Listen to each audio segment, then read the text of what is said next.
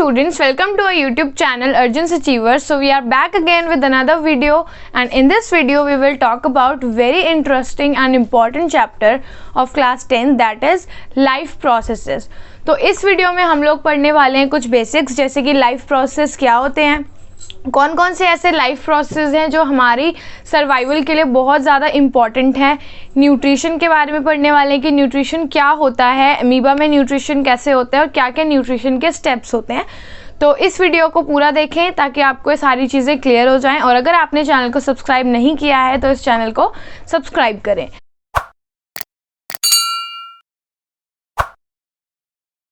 आगे मैं एक बात और बोलना चाहूँगी कि कुछ बच्चे ऐसे होते हैं जो प्रेजेंटेशन में बहुत ज़्यादा वीक होते हैं, मतलब कि ये जो टॉपिक्स हैं जितने भी उनको क्लियर हो जाते हैं स्कूल्स में ट्यूशन्स के थ्रू, उनको क्लियर तो हो जाता है, लेकिन वो बहुत बार अपनी चीज़ों को अपनी शीट में प्रेजेंट नहीं कर पाते।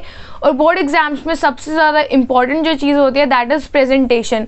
अगर हमारी प्रेजेंटेशन बेटर नहीं होगी तो हमारे जो मार्क्स हैं वो कट हो सकते हैं, हम फुल मार्क्स नहीं ले सकते, चाहे हमें उस चीज़ के बारे में कितनी भी नॉलेज हो। तो यहाँ पर हम आपको कंप्लीट नोट्स प्रोवाइड करेंगे ताकि नोट्स के थ्रू आपको ये पता चले कि कैसे चीज़ों को, आंसर को प्रेजेंट करना है। और दूसरी बात, यहाँ पर हम इजी पॉइंट्स के थ्रू कॉन्सेप्चुअल वे में डिटेल एक्सप्लेनेशन के साथ हम लोग पढ़ने वाले हैं। तो without wasting further time let's get started with the video. तो सबसे पहले हम लोग यहाँ पर समझते हैं कि लाइफ प्रोसेस क्या होता है। लाइफ प्रोसेसेस ऐसे प्रोसेस होते हैं जो हमारी बॉडी में हमेशा चलते रहते हैं और हमारे सर्वाइवल के लिए बहुत ज़्यादा इंपॉर्टेंट होते हैं। अगर हमारे इनमें से एक भी प्रोसेस ऐसा है जो स्टॉप हो जाते हैं तो हमारा सर्वाइवल बहुत ज़्यादा मुश्किल हो जाता है। उसकी माल फंक्शनिंग अगर हो जाती है तो हमारा सर्वाइवल बहुत ज़्यादा डिफिकल्ट हो जाएगा and we will not be able to survive. तो कुछ हमारे जो इम्पोर्टेंट लाइफ प्रोसेस हैं वो है हमारे न्यूट्रिशन। यहाँ पर हम लोग जैसे स्क्रीन पर देख पा रहे हैं, तो हमारा फर्स्ट जो सबसे इम्पोर्टेंट लाइफ प्रोसेस है that is nutrition, respiration, circulation, excretion and reproduction. तो हम इसकी डेफिनेशन भी देख लेते हैं कि लाइफ प्रोसेस की डेफिनेशन क्या होती है।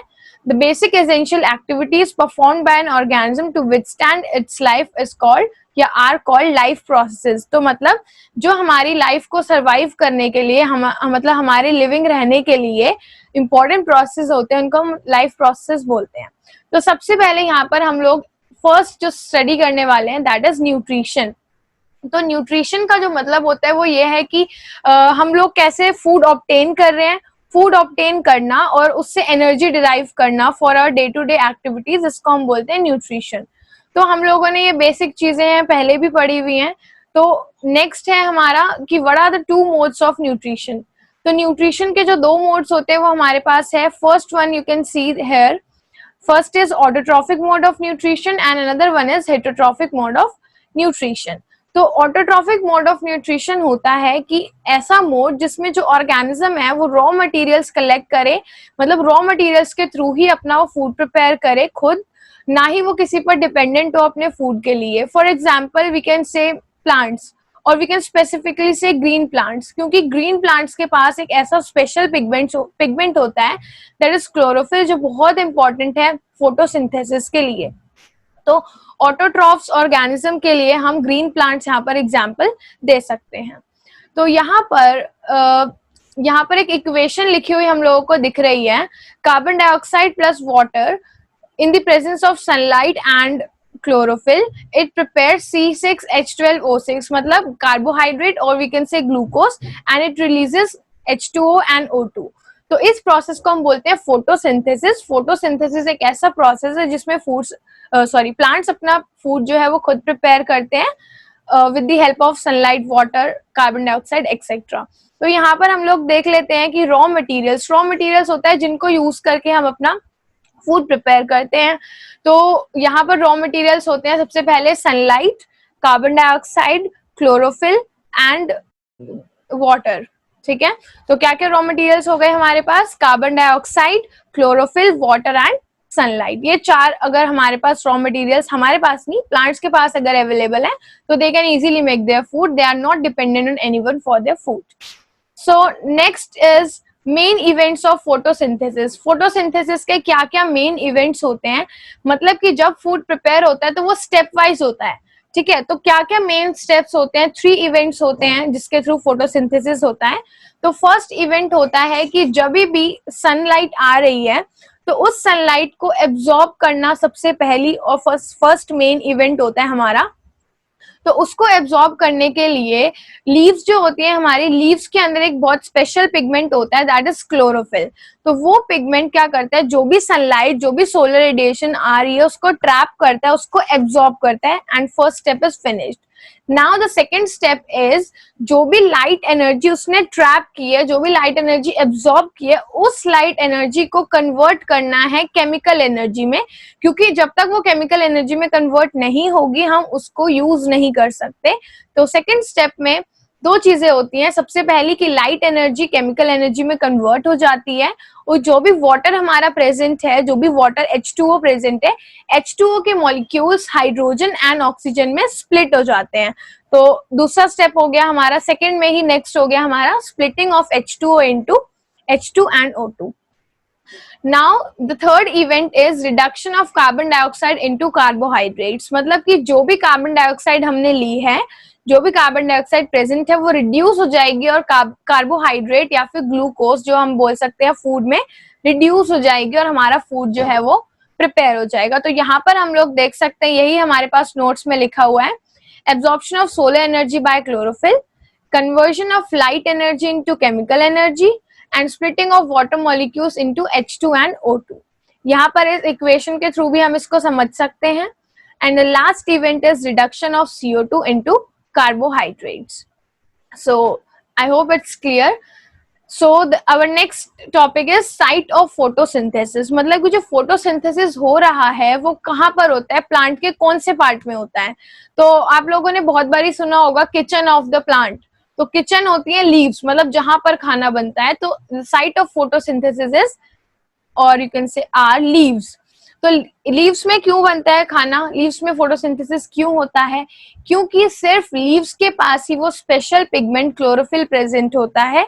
क्लोरोफिल अगर नहीं होगा तो हमारा फर्स्ट स्टेप जो है एब्जॉर्प्शन ऑफ लाइट, वही नहीं हो पाएगा, तो आगे के इवेंट्स कैसे होंगे।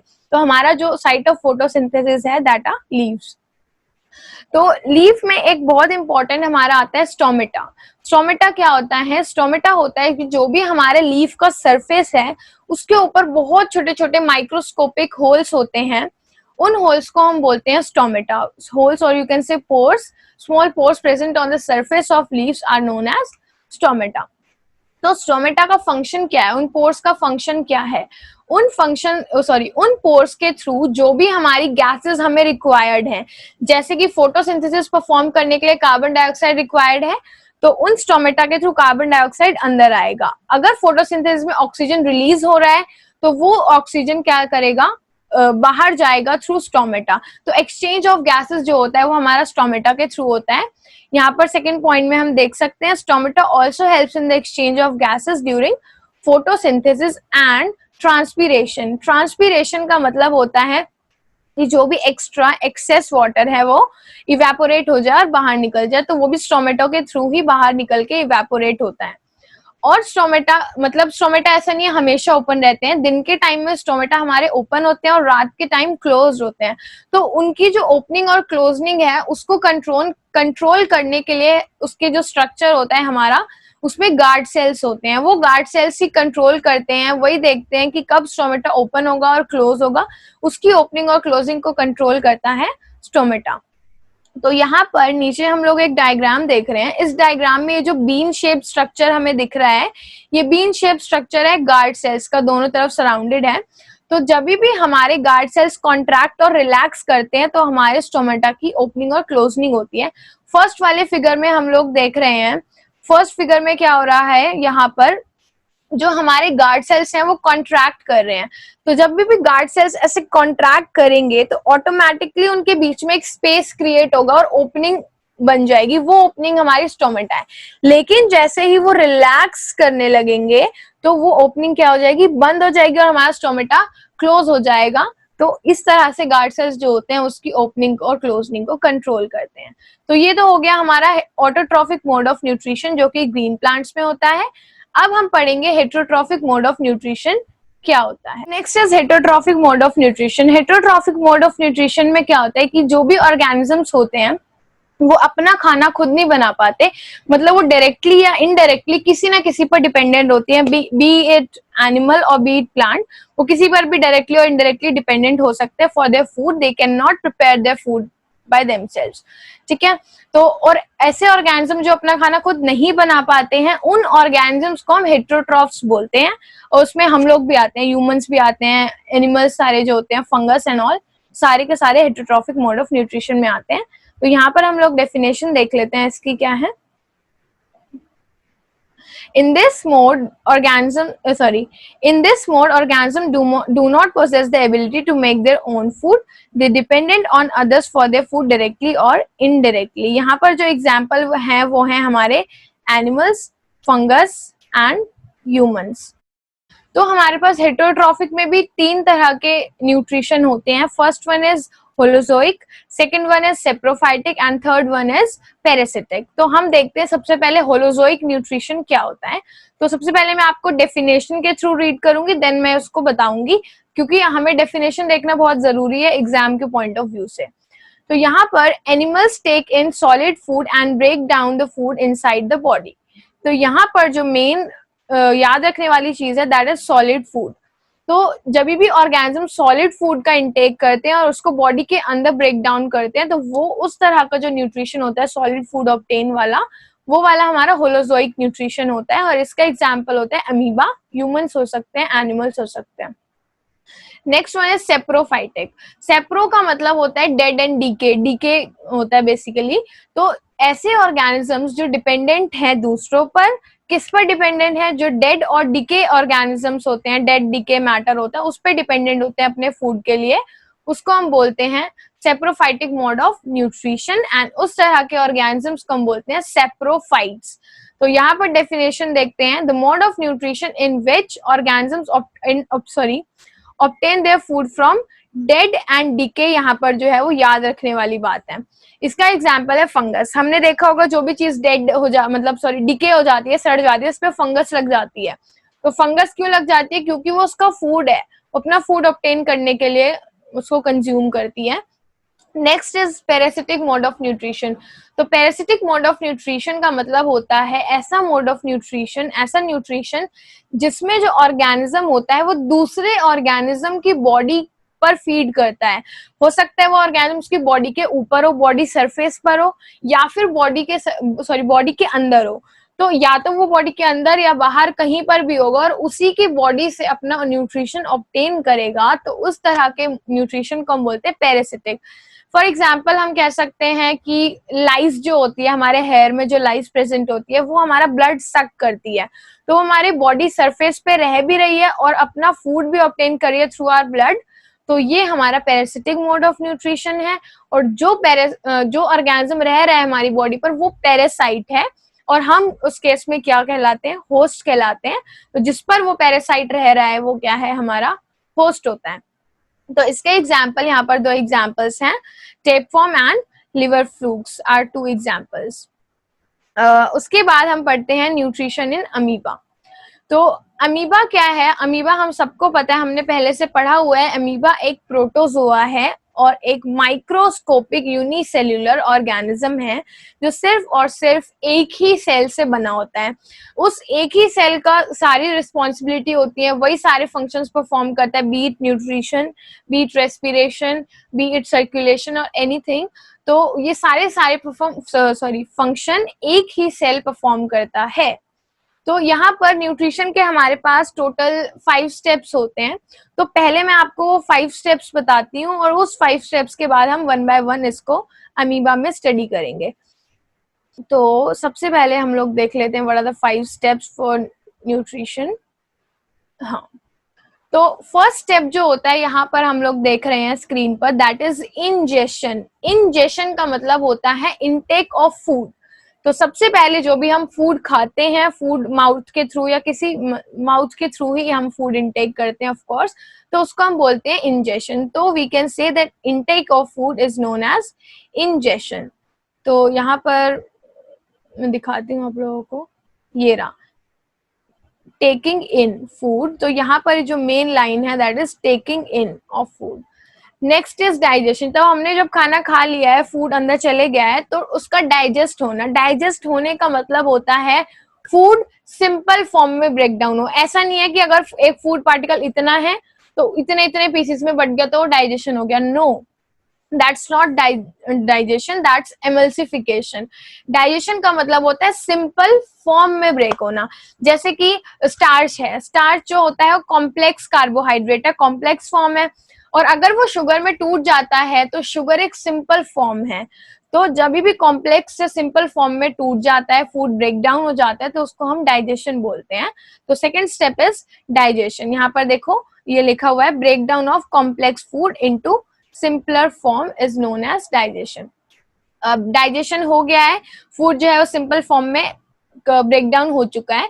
तो नेक्स्ट स्टेप हमारा होता है एब्जॉर्प्शन। एब्जॉर्प्शन का मतलब कि जो भी फूड हमारा सिंपल फॉर्म में ब्रेक डाउन हुआ है वो हमारे ब्लड में, वो हमारे सेल्स में अच्छे से एब्जॉर्ब हो जाए, ताकि हम उसको यूज करके एनर्जी में कन्वर्ट करके हम अपनी डे टू डे लाइफ की एक्टिविटीज को परफॉर्म करें।